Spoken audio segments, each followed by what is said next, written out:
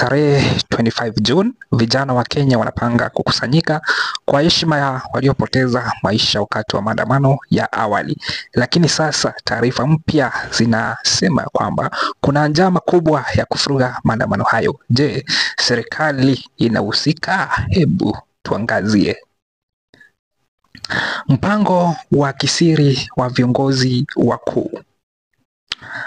Imeripotiwa kuwa mbunge kutoka Rift Valley kwa maagizo kutoka State House alikutana na wanasiasa wengine kwenye hoteli ya Sarova Panafrique kupanga jinsi ya kuzuia maandamano ya Gen Z. Utengenezaji wa silaha na guns mobilization.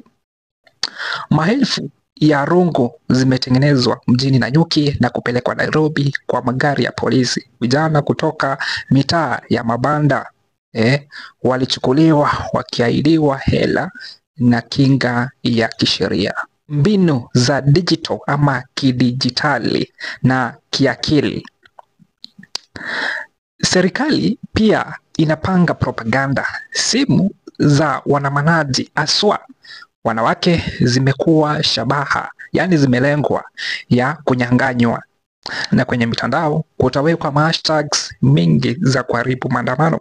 KTN imewataja walio mstari wa mbele kama Antonella Kakulo, Elizabeth Waithira ama Liz, Karen Cherotich Kiki na Don Kamau, kila moja na majukumu maalum. Kila eneo lina komanda wake kama Calvin Gaucho wa Makadara na Matakwe wa Korogocho walipangwa kuchochea vurugu na kuchanganya maandamano. Gen Z hawana chama, sauti yao ni haki.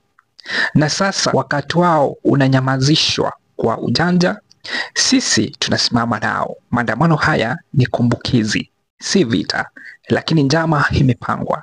Je, utaongea au utakaa kimya?